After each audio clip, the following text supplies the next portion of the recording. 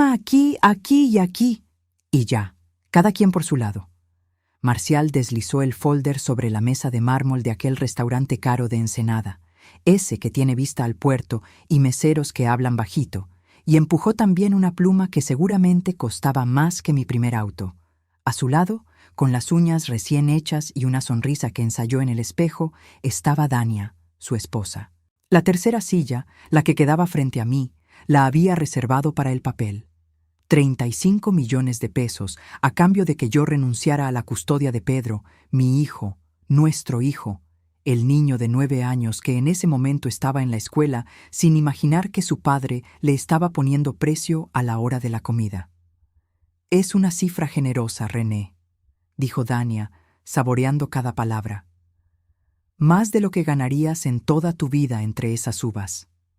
No contesté eso.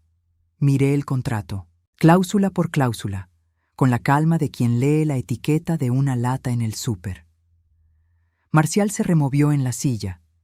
Él esperaba lágrimas, o gritos, o una súplica. Esperaba que le rogara por mi hijo. Lo que no esperaba era que yo levantara la pluma, la destapara y dijera, sin que me temblara la voz: «Dame el folder completo. Quiero leer también los anexos». No hay anexos, es directo. La custodia pasa a mí. Tú recibes el dinero y renuncias por escrito a la pensión y a cualquier reclamo futuro. Limpio. Perfecto, dije, y firmé. 1, 2, 3 veces. Con mi letra clara, sin dudar.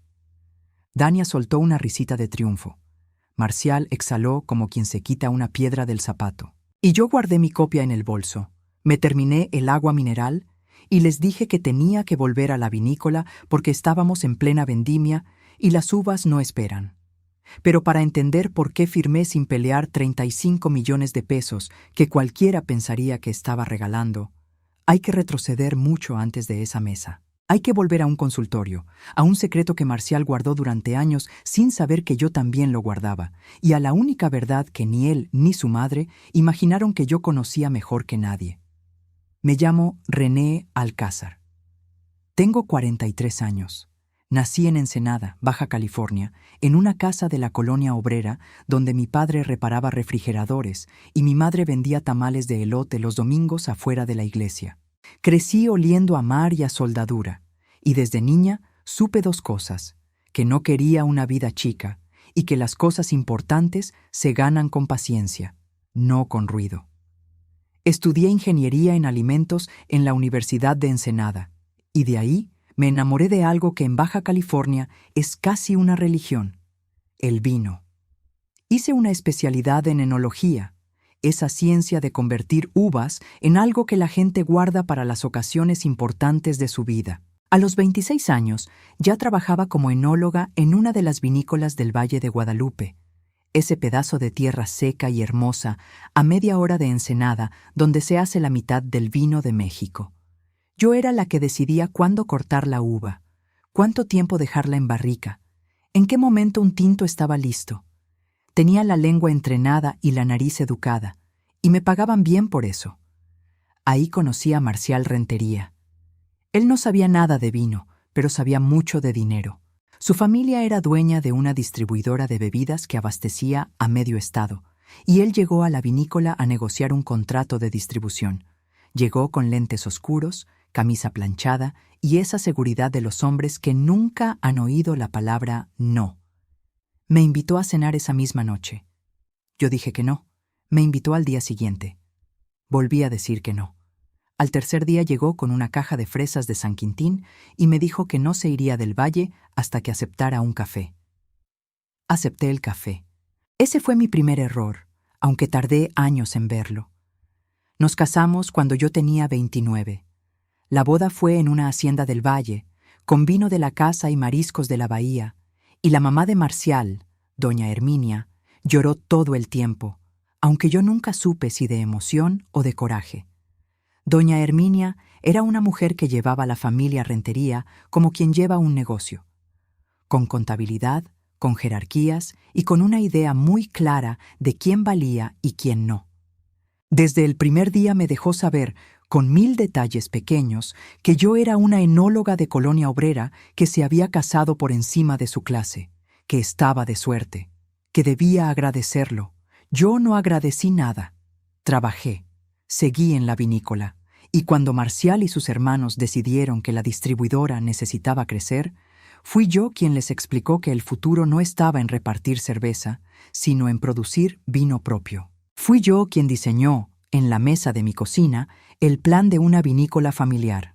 Fui yo quien eligió el predio, quien negoció con los viñateros, quien plantó las primeras cepas de Nebbiolo y de Tempranillo en aquella tierra. La llamamos Viña Herminia, por su madre, porque a Marcial le pareció buena idea tenerla contenta. Y ese, aunque nadie lo notó entonces, fue el detalle que años después lo cambiaría todo. Durante los primeros años fui feliz, o creí serlo. Marcial manejaba los números y las ventas. Yo manejaba la tierra y el vino. Éramos, en el papel, un buen equipo.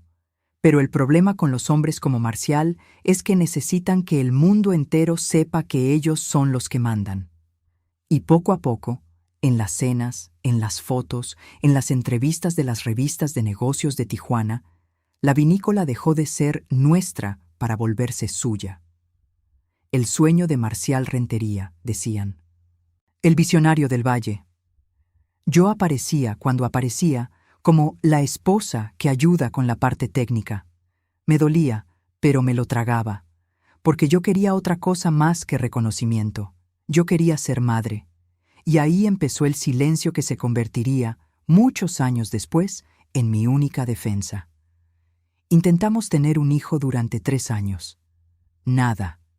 Al principio los médicos me revisaron a mí, como siempre revisan primero a la mujer, como si el problema fuera de una sola persona. Me hicieron estudios, me picaron los brazos, me dijeron que todo estaba bien, que tuviera paciencia. Marcial, mientras tanto, se negaba a hacerse un solo examen. Los hombres Rentería somos fértiles como toros, decía, y su madre lo repetía como si fuera un dato científico. La culpa, sin decirlo, era mía. Doña Herminia me miraba la cintura como quien revisa mercancía defectuosa. Hasta que un día, cansada, agarré a Marcial y lo llevé casi a rastras a una clínica de fertilidad en Tijuana. Le dije que si no se hacía el estudio, yo me iba. Fue la primera vez que le puse un límite de verdad y me sorprendió que funcionara. Fuimos. Nos atendió un especialista, el doctor Bernal, un hombre de bata impecable y palabras cuidadas. Los resultados de Marcial tardaron 2 semanas. Cuando llegaron, el doctor Bernal nos citó a los dos. Pero Marcial, ese día, tenía una junta con distribuidores en Mexicali que no pudo mover. «Ve tú, mi amor, y me cuentas», dijo. Y ese fue el segundo detalle que años después lo cambiaría todo. No fue a oír su propio diagnóstico. Fui yo sola. Me senté frente al doctor Bernal, y él, con toda la delicadeza del mundo, me explicó lo que ningún hombre Rentería quería escuchar. Marcial tenía azoospermia. No producía espermatozoides viables, no por algo temporal, no por estrés, no por una gripe. Era una condición de origen genético, irreversible. Marcial nunca, jamás, bajo ninguna circunstancia, podría tener un hijo biológico propio. Me quedé mucho rato en silencio en ese consultorio. El doctor me ofreció agua. Me habló de opciones, adopción, o algo que en ese entonces me sonó a ciencia ficción. La donación de gametos, un donante anónimo, un banco, un hijo que sería mío biológicamente, gestado por mí, pero cuyo padre genético sería un desconocido con expediente sellado. Salí de la clínica con 2 verdades en las manos. La primera, que podía ser madre. La segunda, que el hombre con el que estaba casada era estéril de forma irreversible y que su orgullo y el de su madre eran tan grandes que si yo se lo decía de frente, iban a destrozar todo antes que aceptarlo. Manejé de Tijuana a Ensenada por la carretera de la costa, con el mar de un lado y la decisión más difícil de mi vida del otro. Y cuando llegué a casa, tomé una decisión que hoy, con todos estos años encima, sigo sin saber si fue correcta, pero que fue mía. Le dije a Marcial que el estudio había salido con un tema menor, tratable. que el doctor recomendaba un procedimiento de reproducción asistida, que era común, que muchas parejas lo hacían. Le dije que usaríamos una técnica de laboratorio para lograr el embarazo. No mentí del todo, solo no dije la palabra completa, no dije donante. Y Marcial, que le tenía terror a que alguien supiera que su cuerpo le fallaba, no preguntó ni un detalle. Firmó los consentimientos sin leerlos, igual que años después me pediría a mí que firmara sin leer, y me dijo: «Arréglalo tú, que de eso sabes». Arreglé todo yo. Elegí la clínica, elegí, dentro de lo posible, un donante cuyo perfil físico se pareciera a Marcial. Alto, de tez clara, cabello oscuro. Firmé como paciente. Guardé cada papel, el expediente clínico, el consentimiento informado donde se especificaba, en letras claras, que el material genético provenía de un donante anónimo y que el señor Marcial Rentería reconocía y aceptaba al futuro hijo como propio para todos los efectos legales. Ese documento, ese consentimiento firmado por Marcial, sin leerlo, lo guardé en una carpeta que metí en una caja de seguridad de un banco en Ensenada, junto con el diagnóstico de azoospermia, junto con todo. No lo guardé por maldad, lo guardé por costumbre. Soy enóloga. Yo documento todo, las cosechas, los grados de azúcar, las temperaturas, las fechas. Documentar es mi manera de existir en el mundo. Guardé esos papeles como guardo las fichas de cada barrica, sin saber que un día serían la diferencia entre perder a mi hijo y protegerlo. Pedro nació un martes de octubre, en plena vendimia, 3 kilos 100 gramos, con un llanto fuerte y sano. Marcial lloró de felicidad. Doña Herminia, por primera vez en su vida, me abrazó de verdad. «Mira, el varón Rentería», dijo, tocando la naricita del bebé, «igualito a mi Marcial». Yo asentí, y en ese asentir hubo dolor, y hubo culpa, y hubo también un amor por ese niño tan absoluto que no me dejaba arrepentirme de nada. Durante los primeros años fuimos otra vez algo parecido a una familia. Pedro creció entre las viñas, aprendió a caminar entre las barricas. Yo le enseñé a oler el vino sin tomarlo, a distinguir el aroma de la ciruela del de la cereza, y él, muy serio, muy chiquito, opinaba con una seguridad que me hacía reír. Era mi cómplice, mi sombra, mi razón. Pero los matrimonios que se construyen sobre un desequilibrio tarde o temprano se caen. Y el nuestro empezó a caerse cuando la vinícola, mi vinícola, la que yo diseñé, empezó a ganar premios, en concursos de Ensenada, luego de la Ciudad de México, luego internacionales. Y cada premio lo recibía Marcial, en el escenario, con su sonrisa de galán, dando gracias a Dios y a su visión empresarial. Yo aplaudía desde la mesa. Una vez, en una gala en Tijuana, un periodista se acercó a preguntarme algo técnico sobre la fermentación, y Marcial contestó por mí, mal, y me puso la mano en la rodilla para que me callara. Esa noche en el auto le reclamé por primera vez en años. Y él me dijo algo que no olvidaré. «René, sin mí y sin mi apellido, tú seguirías siendo una química de colonia oliendo uvas por un sueldo. Todo lo que tienes es porque yo te lo di». No le contesté. Miré la carretera, y por dentro, muy despacio, algo se apagó. La grieta se volvió abismo cuando apareció Dania. La conoció en una feria de vinos en Valle de Guadalupe. Ella era representante de una marca de copas de cristal importadas, 15 años más joven que yo, con una risa que se oía en todo el salón. Al principio fueron reuniones de negocios, luego fueron viajes de trabajo a Mexicali, a Tijuana, a Ciudad de México. Luego fueron los mensajes que él borraba, las llamadas que salía a contestar al jardín, el perfume distinto en sus camisas. Yo lo supe mucho antes de tener pruebas. Una mujer siempre lo sabe. Pero no dije nada. Otra vez. Junté, como junto todo. Guardé capturas de pantalla de mensajes que él dejó abiertos por descuido. Guardé recibos de un hotel en Ensenada donde él supuestamente estaba en una junta. Guardé, sin saber para qué, la certeza de que mi matrimonio se había terminado. El día que Marcial me pidió el divorcio, Pedro tenía 3 años. Marcial no fue cruel esa vez. Fue peor. Fue eficiente. Me dijo que las cosas ya no funcionaban, que él necesitaba algo distinto, que lo mejor era separarnos en buenos términos. Y ahí, en la separación, mostró por primera vez su verdadera cara respecto a Pedro. Porque Marcial no peleó por la custodia. Al contrario, en el convenio de divorcio aceptó que Pedro se quedara conmigo, con visitas los fines de semana de por medio, y aceptó pagar una pensión módica. En ese momento, Dania no quería un niño de otra en su vida. Marcial tampoco. Pedro, para ellos, era un estorbo del pasado. Firmamos ante la jueza de lo familiar de Ensenada y me quedé con mi hijo y con la mitad de mis cosas. Lo que Marcial sí se llevó fue la vinícola. En el papel, Viña Herminia estaba constituida como sociedad, y las acciones estaban repartidas entre Marcial, sus hermanos y su madre. Yo, la que la había diseñado y levantado, aparecía como empleada, como enóloga en jefe con un contrato laboral. En el divorcio, Marcial me ofreció una liquidación por dejar el trabajo.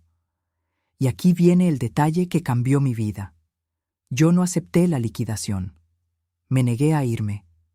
Exigí quedarme como enóloga, con contrato. Marcial, que necesitaba a alguien que hiciera el vino que él presumía como suyo y que en el fondo pensaba que yo era una empleada más, aceptó. Total, alguien tiene que oler las uvas, se burló Dania. Así que durante 6 años seguí trabajando en la vinícola que llevaba el nombre de mi ex-suegra, haciendo el vino que le daba fama y fortuna a mi exmarido, cobrando un sueldo, criando a mi hijo sola en una casa modesta de Ensenada, viendo crecer a Pedro entre semana y entregándolo los fines de semana a un padre que, con el tiempo, empezó a interesarse en él justo cuando dejó de convenirle ignorarlo. Porque las cosas cambiaron. Y cambiaron por una razón que tiene que ver con el dinero, siempre con el dinero. Marcial y Dania no pudieron tener hijos.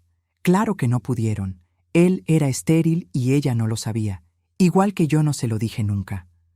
Durante años, Dania se hizo estudios, tratamientos, viajó a clínicas caras de San Diego, gastó fortunas, y nada.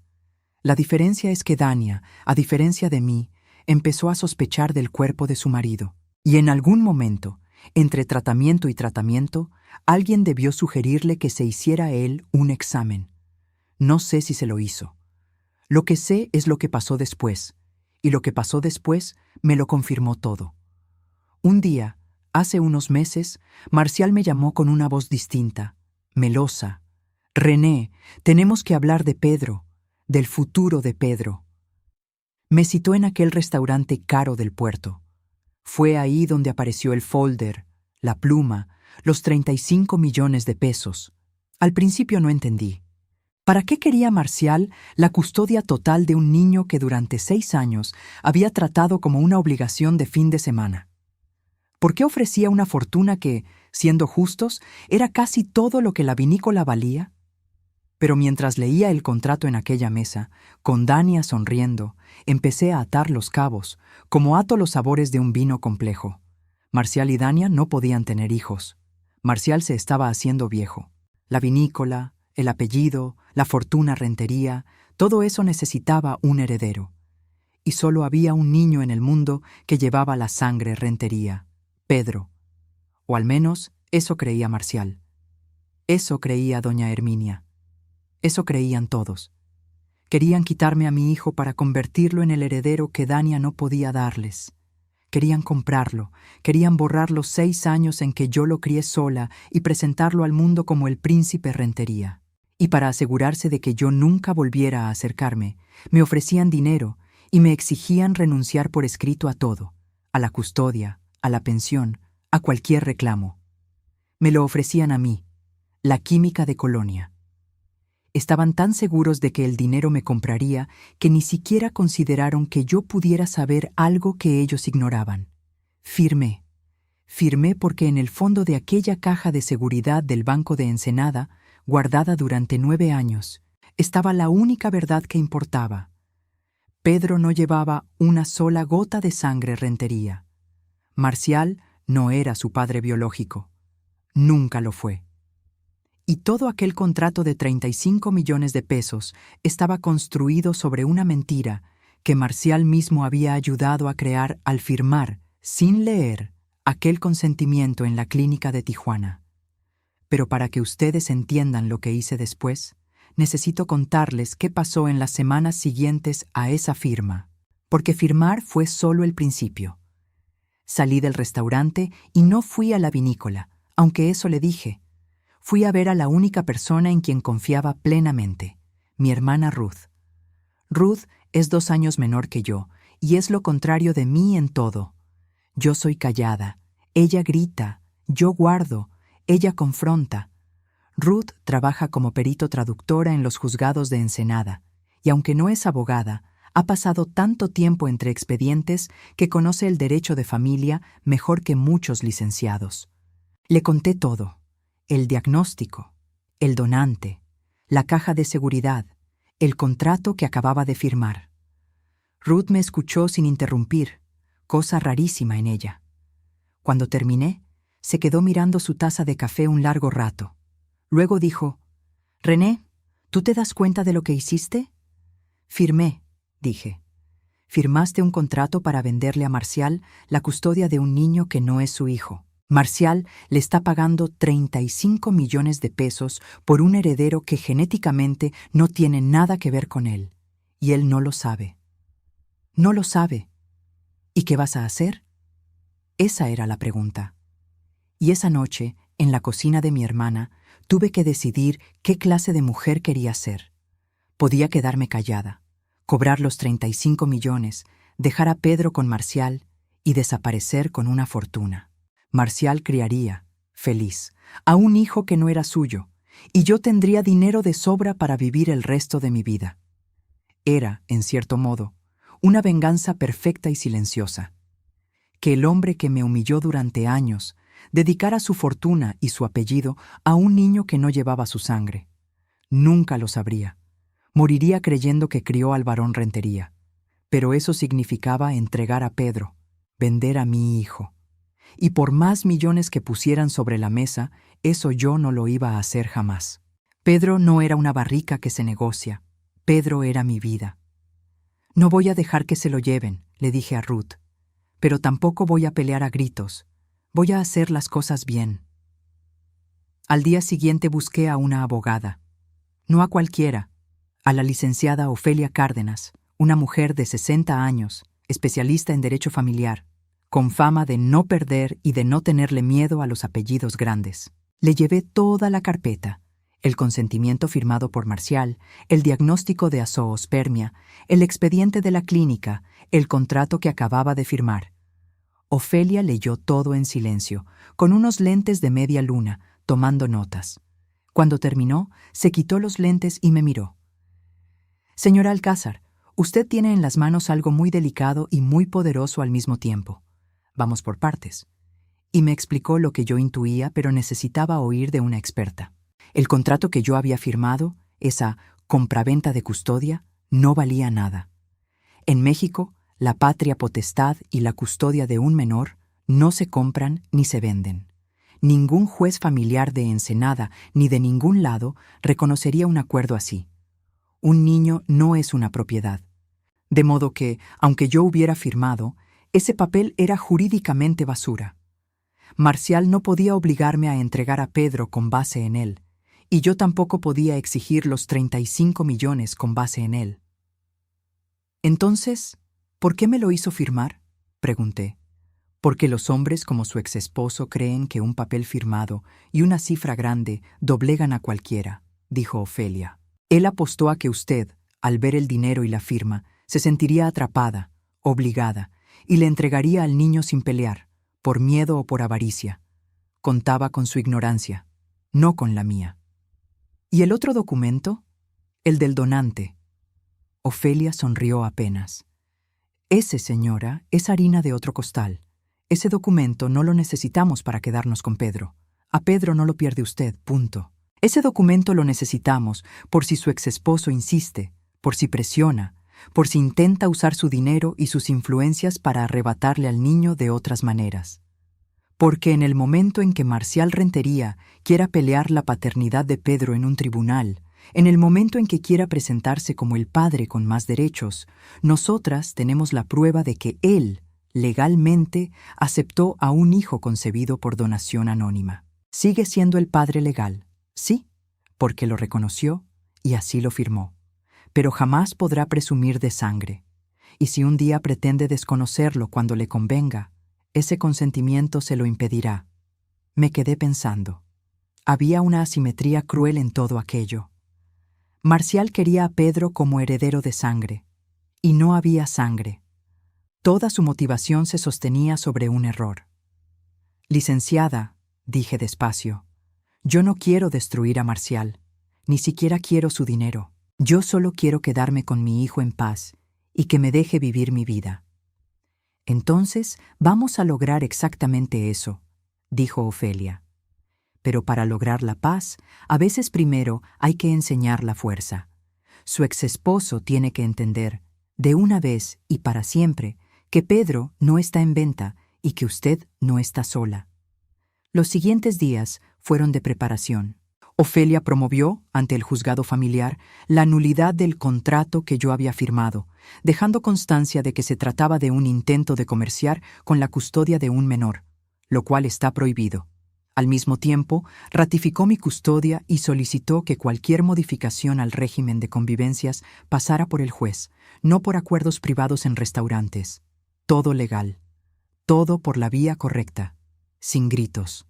Marcial, cuando le llegó la notificación del juzgado, montó en cólera. Me llamó al celular echando lumbre. «¿Qué es esto, René? ¿Firmaste? ¿Aceptaste el trato?» «Firmé un papel que no vale nada, Marcial», le dije, con la misma calma con la que le digo a un aprendiz que la fermentación va lenta. «Los niños no se venden. Deberías haberlo sabido antes de gastar en abogados. Voy a pelear la custodia. Voy a demostrar que tú no eres apta. Voy a traer a los mejores abogados de Tijuana». «Puedes traer a quien quieras», respondí. «Nos vemos en el juzgado». Y colgué. Me temblaban las manos, no lo voy a negar. Pero no de miedo, de adrenalina.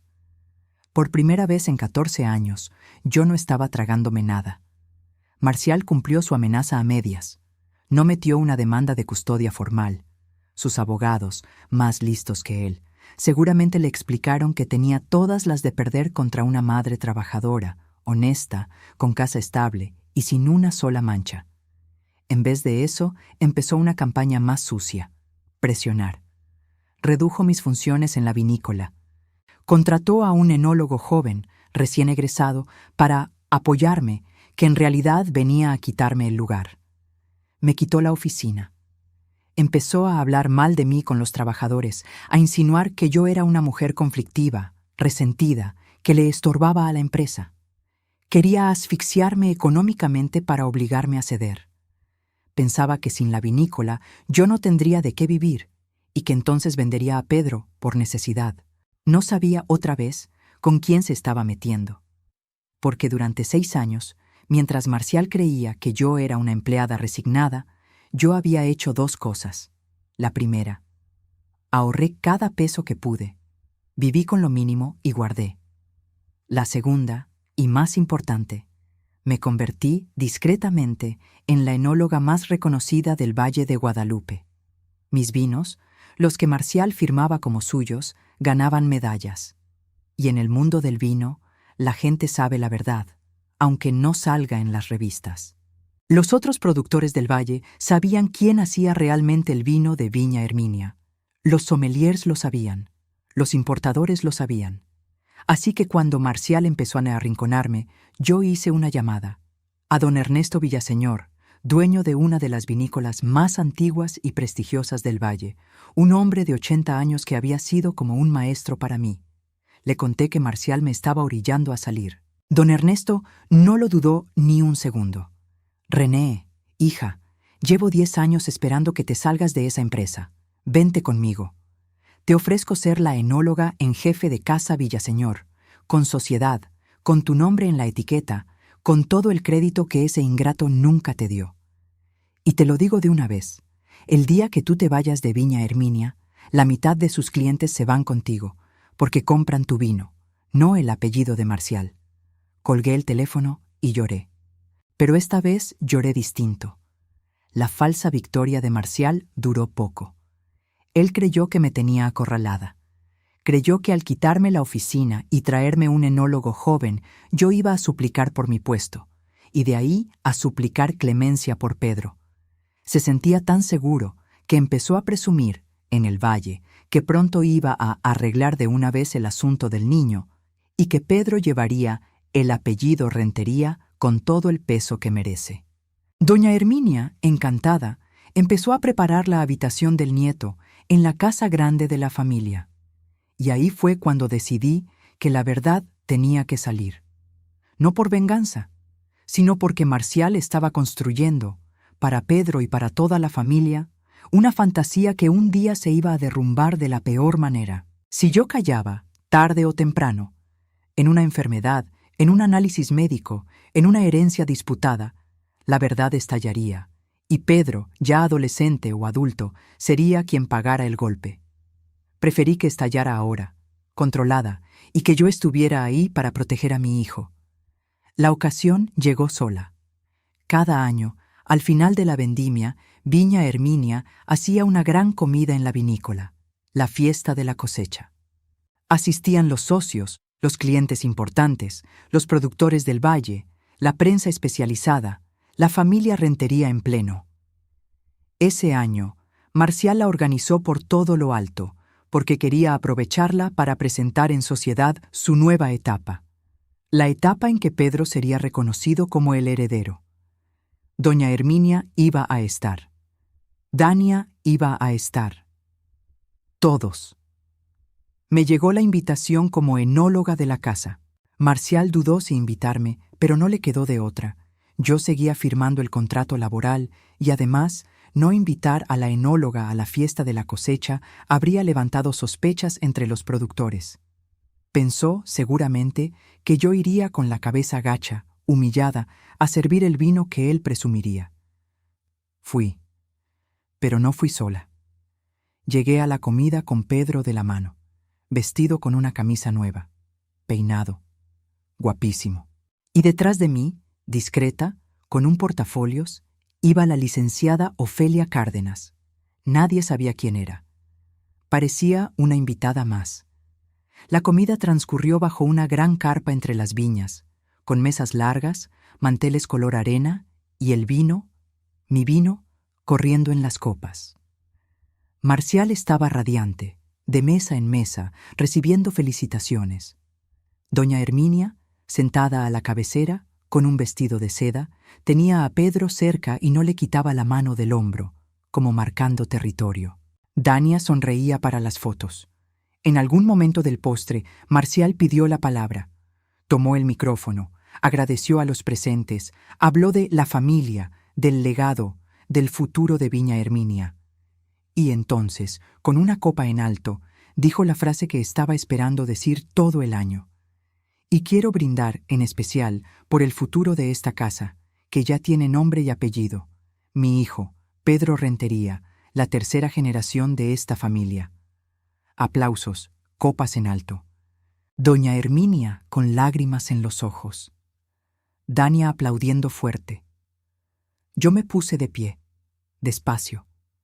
Y todos los que me conocían en el valle voltearon, porque saben que cuando la enóloga se levanta, es porque va a decir algo sobre el vino.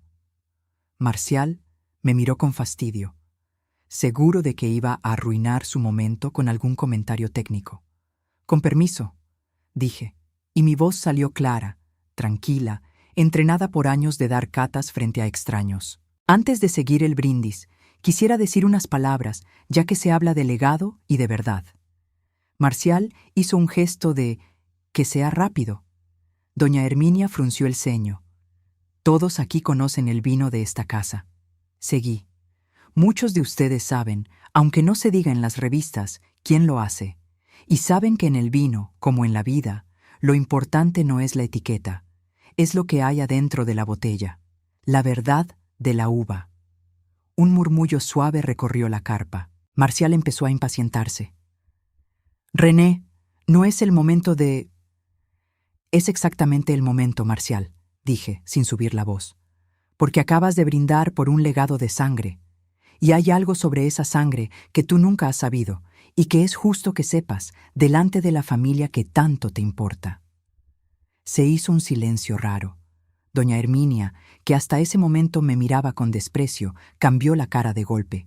Fue ella, no Marcial, la primera en entender que algo estaba por romperse.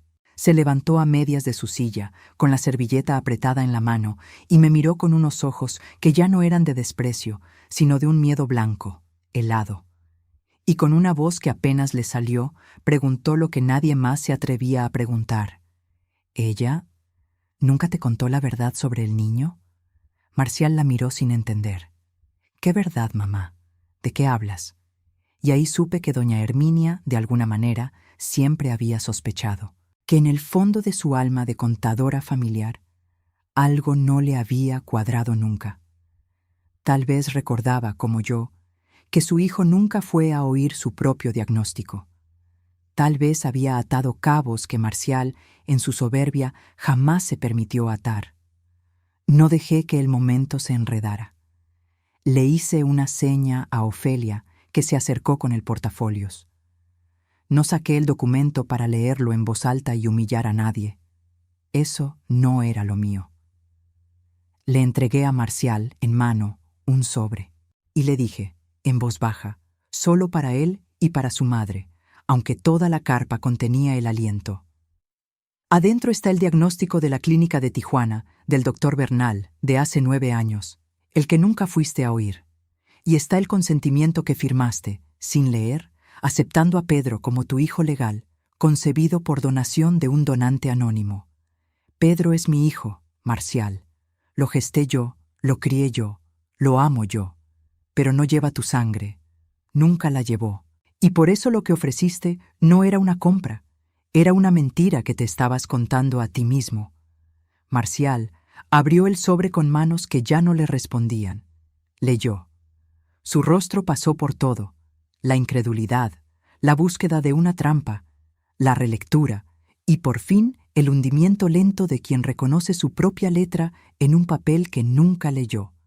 La azospermia, su firma, la palabra donante. Todo estaba ahí, en blanco y negro, sin discusión posible. Doña Herminia se dejó caer en la silla. No gritó, no hizo escándalo. Solo se tapó la boca con la mano y miró a Pedro, a su nieto, con una mezcla imposible de amor y de derrumbe. Porque una cosa había sido sospecharlo en el silencio de su cabeza, y otra muy distinta era saberlo, con papeles, en la fiesta de la cosecha, delante de medio valle. Dania, que no entendía del todo pero entendía lo suficiente, se puso de pie y le arrancó el papel a Marcial. Lo leyó. Y en su cara se dibujó algo que no era tristeza por Pedro, ni por Marcial. Era el cálculo frío de una mujer que de pronto se daba cuenta de que había pasado años en tratamientos de fertilidad culpándose a sí misma, cuando el problema siempre estuvo en el hombre que le juró que era fértil como un toro. ¿Tú sabías?, le dijo a Marcial con la voz cortada. ¿Tú sabías que no podías? No lo sabía, murmuró Marcial, blanco como el mantel. Te juro que no lo sabía. Nunca fuiste por tus resultados, dije yo, sin crueldad, solo constatando. Yo fui sola. Yo cargué con eso sola durante 9 años para que tu orgullo no destruyera todo. Y así me lo pagas, intentando comprarme a mi hijo. No hubo más discurso. No hacía falta. Tomé a Pedro de la mano, que por fortuna estaba distraído con otros niños en la orilla de la carpa, y no escuchó los detalles. Y le dije que nos íbamos, que ya habíamos saludado a todos. Ofelia recogió su portafolios. Y salimos de la carpa caminando entre las viñas que yo había plantado, bajo el sol de la tarde, dejando atrás una mesa larga donde el legado que Marcial había brindado se deshacía como azúcar en agua. Las consecuencias llegaron, pero no como en las películas. Nadie fue a la cárcel. No hubo cuentas congeladas por arte de magia. Hubo, en cambio, consecuencias reales, humanas, del tamaño de los actos de cada quien. Marcial no volvió a mencionar la custodia. No podía. ¿Con qué cara iba a pelear en un tribunal por la sangre de un niño que no llevaba su sangre, con un documento firmado de su puño y letra desmintiéndolo? El juzgado, con la promoción de Ofelia, declaró nulo aquel contrato de compraventa y ratificó mi custodia. Las convivencias de Pedro con Marcial siguieron reguladas por el juez, y curiosamente, ahora que ya no había un heredero de sangre que presumir, Marcial dejó de interesarse en los fines de semana. Pedro lo notó. Los niños siempre notan.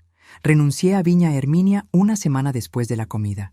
Presenté mi renuncia por escrito, digna, sin dramas, y me fui a casa Villaseñor, con don Ernesto, como enóloga en jefe y socia.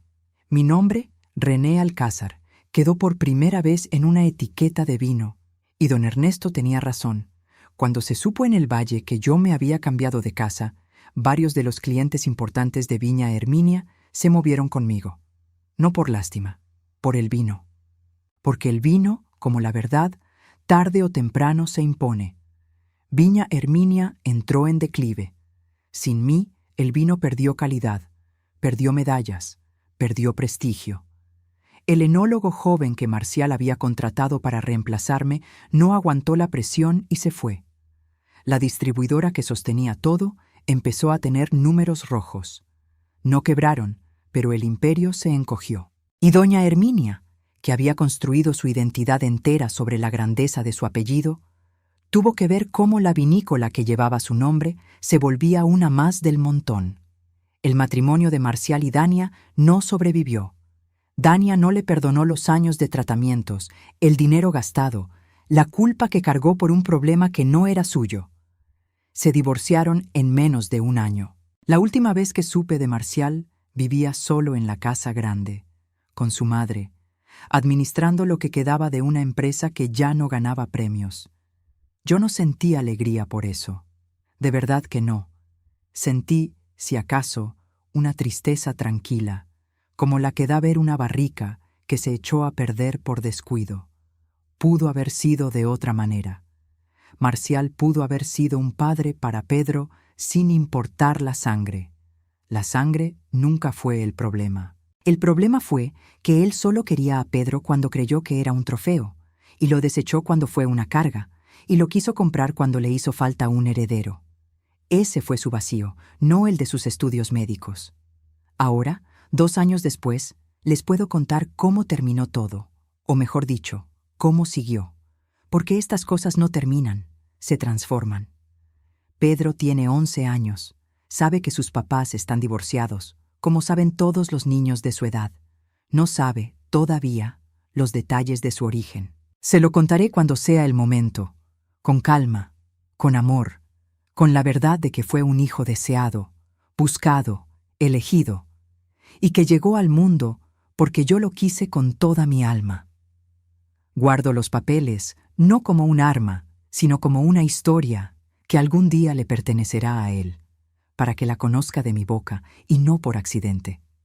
Vivimos en una casa pequeña pero luminosa en Ensenada, con un patio donde planté unas cuantas vides que Pedro riega los sábados. Los domingos vamos al mercado de mariscos, comemos tostadas de pescado frente al mar, y él me cuenta de la escuela, de sus amigos, de un perro que quiere que adoptemos y que, sospecho, tarde o temprano adoptaremos. En casa Villaseñor soy feliz. Hago el vino que quiero, como lo quiero, y lo firmo con mi nombre. El año pasado, uno de mis tintos ganó una medalla de oro en un concurso internacional en Bruselas. Subí yo al escenario. Yo. Y cuando el presentador dijo, la enóloga René Alcázar, de Baja California, México, pensé en la niña de la colonia obrera que olía a soldadura y vendía tamales con su mamá, y le dediqué, en silencio, esa medalla. Doña Herminia me buscó una vez, hace unos meses. Pensé que iba a reclamarme. En cambio, me pidió ver a Pedro. Es que lo quiero, aunque no sea mi sangre, me dijo. Y por primera vez en todos los años que la conocí, me pareció una mujer de verdad y no una guardiana de apellidos. Le dije que sí, que Pedro podía tener una abuela más, si esa abuela lo quería por lo que era y no por lo que representaba. Ahora doña Herminia lo visita de vez en cuando. le lleva conchas de la panadería y lo escucha hablar de su perro imaginario. La sangre, resultó, nunca fue lo que hizo a esa señora abuela. Fue quedarse. Fue elegir. A veces, en las noches, cuando Pedro ya duerme y la casa está en silencio, pienso en aquella mesa del restaurante del puerto, en el folder, en la pluma cara, en los 35 millones de pesos. Y me pregunto qué habría pasado si yo no hubiera guardado esos papeles 9 años atrás. Si hubiera sido una mujer que no documenta, que no guarda, que confía en que el mundo será justo. Y entiendo por fin algo que tardé toda una vida en aprender. Me pasé años creyendo que mi silencio era debilidad, que aguantar, guardar, callar, era de cobardes. Pero no. Mi silencio nunca fue rendición, fue paciencia. Fue esperar a que el vino estuviera listo. Y cuando llegó el momento, no necesité gritar. Me bastó con destapar la botella y dejar que la verdad hablara por sí sola. Marcial creyó que me compraba con 35 millones. No entendió nunca que hay cosas que no tienen precio, no porque valgan mucho dinero, sino porque no son mercancía. Mi hijo no era una viña que se vende con la propiedad. Mi dignidad no estaba en venta. Y la verdad, esa que guardé tantos años en una caja de un banco de Ensenada, no era mía para comerciar, sino para proteger a la única persona que de verdad importaba en toda esta historia. Un niño de ojos despiertos que me llama mamá y que riega vides los sábados sin saber todavía la clase de tormenta de la que su madre lo mantuvo a salvo. Si alguna vez alguien te ofreció dinero por tu dignidad, por tus hijos, por tu silencio, y creíste que no tenías con qué defenderte, quiero que sepas que a veces la fuerza no está en pelear más fuerte, sino en haber guardado, con paciencia, la verdad. Cuéntame en los comentarios si alguien alguna vez te subestimó y después se dio cuenta, demasiado tarde, de quién eras en realidad. Te leo a cada uno. Y si esta historia te movió algo por dentro, quédate. La próxima también la escribí pensando en ti.